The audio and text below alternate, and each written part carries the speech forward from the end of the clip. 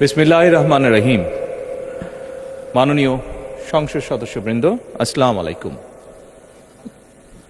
ফ্যাসিবাদের নির্মমতার শিকার অসংখ্য মানুষের কান্না আর হাজারো প্রাণের আত্মত্যাগের মধ্যে দিয়ে অবশেষে আজ থেকে পুনরায় যাত্রা শুরু হতে যাচ্ছে জনগণের ভোটে জনগণের কাছে জবাবদিহিমূলক সত্যিকার অর্থে জনপ্রতিনিধিশীল জাতীয় সংসদ।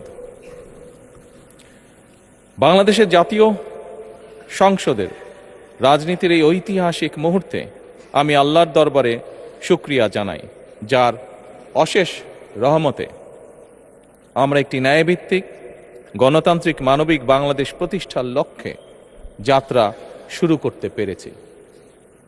1971 সালের স্বাধীনতা যুদ্ধের থেকে শুরু করে 2024 সালের দেশ এবং জনগণের স্বাধীনতা রক্ষার যুদ্ধ সহ এই পর্যন্ত দেশে গণতন্ত্র এবং মানুষের অধিকার প্রতিষ্ঠার সংগ্রামে যারা শহীদ হয়েছেন, ত্রয়োদশ জাতীয় সংসদ শুরুর এই যাত্রা লগ্নে আমি তাদেরকে কৃতজ্ঞতার সঙ্গে স্মরণ করছি।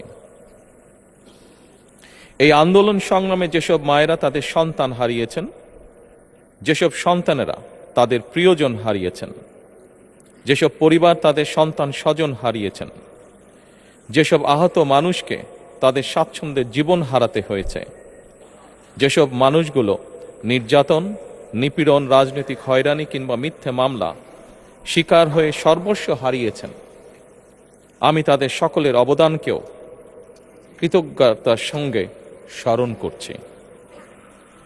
দেশের ছাত্র জনতা, কৃষক, শ্রমিক, শিক্ষক, কবি, সাহিত্যিক, সাংবাদিক, চিকিৎসক, প্রকৌশলী, আইনজীবী, কামার কুমার, জেলে তাঁতি, গাড়ি চালক, ব্যবসায়ী এবং সরকারি বেসরকারি চাকরিজীবী, গৃহিণী, সারা দেশে গণতান্ত্রিক রাজনৈতিক দলের নেতা কর্মী সমর্থক তথা সর্বস্তরের সকল শ্রেণী পেশার মানুষ যাদেরকে গুম, খুন, হত্যা, নির্যাতন, নিপীড়ন, মিথ্যা হামলা মামলা কিংবা জীবন্ত মানুষের কবরস্থান তুল্য বর্বর বন্দিশালা, আয়নাঘর, কোনো কিছু দিয়েই যাদের গণতান্ত্রিক আকাঙ্ক্ষাকে রুখে দেওয়া যায়নি,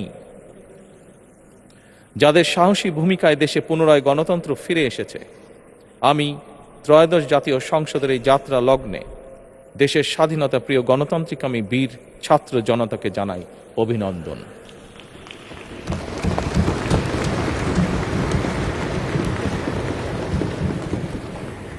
সম্মানিত সংসদ সদস্যবৃন্দ,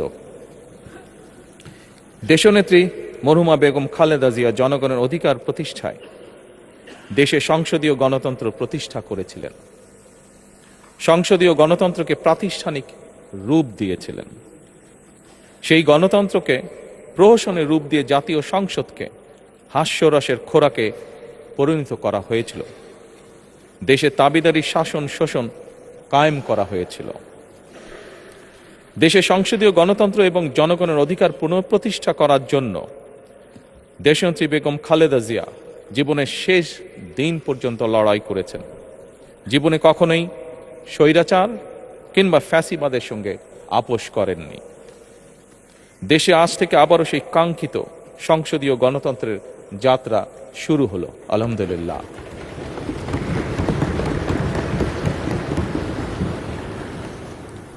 সংসদীয় রাজনীতি প্রতিষ্ঠাতা খালেদা জিয়া দেশ এবং জনগণের সাফল্যে এই শুভ মুহূর্তটি দেখে যেতে পারেননি। আজ তাই এই জাতীয় সংসদে দাঁড়িয়ে আমরা দেশ এবং জনগণের স্বার্থে আপসীর নেতৃত্ব, ব্যক্তিত্ব, স্মরণীয়, বরণীয়, অনুকরণীয় রাজনীতিবিদ মরহুমা খালেদা জিয়াকে গভীর শ্রদ্ধার সঙ্গে স্মরণ করছি।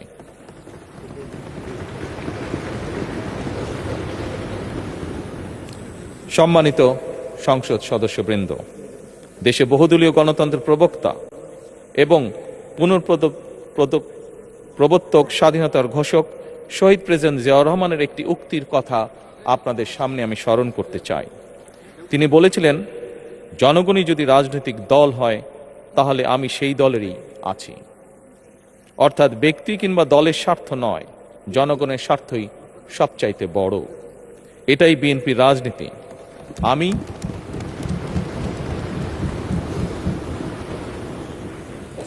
আমি প্রথমবারের মতন বাংলাদেশ জাতীয়তাবাদী দল বিএনপি থেকে জাতীয় সংসদ সদস্য নির্বাচিত হয়েছি। জাতীয় সংসদীয় দলের নেতা নির্বাচিত হয়েছি। জাতীয় সংসদে দলের প্রতিনিধিত্ব করলেও প্রধানমন্ত্রী হিসাবে আমি এই জাতীয় সংসদে দেশের প্রতিনিধিত্ব করছি। দল, মত, ধর্ম, বর্ণ নির্বিশেষে দেশের জনগণের প্রতিনিধিত্ব করছি। আমার রাজনীতি দেশ এবং জনগণের স্বার্থ রক্ষা করার রাজনীতি। বিএনপির রাজনীতি জনগণের জীবন মান উন্নয়ন এবং স্বনির্ভর বাংলাদেশ গড়ার রাজনীতি। প্রতিটি পরিবারকে স্বনির্ভর করাই আমাদের রাজনীতির লক্ষ্য। প্রতিটি পরিবারকে স্বনির্ভর করার মাধ্যমেই বিএনপি একটি স্বনির্ভর, সমৃদ্ধ, নিরাপদ, গণতান্ত্রিক বাংলাদেশ প্রতিষ্ঠা করতে চায়। এই লক্ষ্য অর্জনে আমি জনগণের সমর্থন এবং সহযোগিতা চাইছি। এই মহান জাতীয় সংসদে সকল দলের নির্বাচিত প্রতিজন সংসদ সদস্যের সমর্থন এবং সহযোগিতা আশা করছি।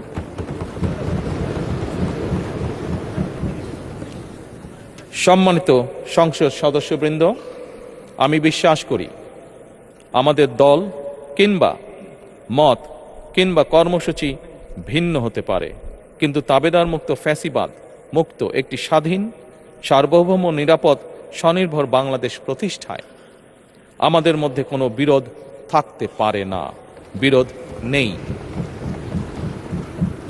জাতীয় সংসদকে জাতীয় কর্মকাণ্ডের কেন্দ্রবিন্দু না করে বিতাড়িত ফ্যাসিস্ট সরকার জাতীয় সংসদকে অকার্যকর করে ফেলেছিল। আমরা এই মহান জাতীয় সংসদকে সকল যুক্তি, তর্ক আর জাতীয় সমস্যা সমাধানের কেন্দ্রবিন্দুতে পরিণত করতে চাই। সম্মানিত সদস্যবৃন্দ, নতুন সংসদ যাত্রা শুরু করার সময় সংসদের সাবেক স্পিকার কিংবা ডেপুটি স্পিকার উপস্থিত থাকার কথা ছিল, কিন্তু পতিত, পরাজিত, বিতাড়িত ফ্যাসিস্ট সরকারের জনবিরোধী এবং গণবিরোধী কর্মকাণ্ডের ফলে যে জনরোষ তৈরি হয়েছিল তাতে এই মহান সংসদের সাবেক স্পিকার বা ডেপুটি স্পিকারকে খুঁজে পাওয়া যায়নি। তাদের কেউ কারাগারে, কেউ নিখোঁজ কিংবা কেউ পলাতক।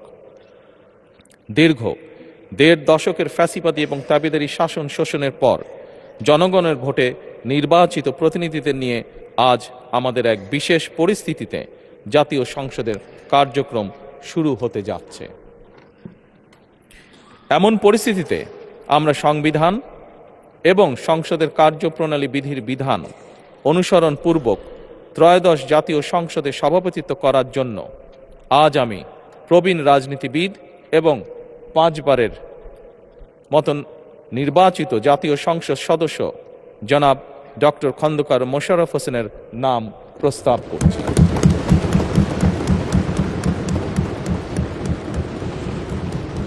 সম্মানিত সংসদ সদস্যবৃন্দ, আমাদের সংসদীয় রীতিনীতির ইতিহাসে এই ধরনের পরিপ্রেক্ষিত নজিরবিহীন নয়। 1973 সালে তৎকালীন প্রধানমন্ত্রী মরহুম শেখ মুজিবুর রহমান ওই সংসদের সদস্য মাওলানা আব্দুর রশিদ তর্কবাধীশের নাম প্রস্তাব করেছিলেন এবং তার সভাপতিত্বে বাংলাদেশের প্রথম সংসদের প্রথম অধিবেশন শুরু হয়েছিল। আমি জাতীয় সংসদের সকল সম্মানিত সদস্যকে স্বাগত এবং ধন্যবাদ জানাই। আল্লাহ হাফেজ। বাংলাদেশ জিন্দাবাদ।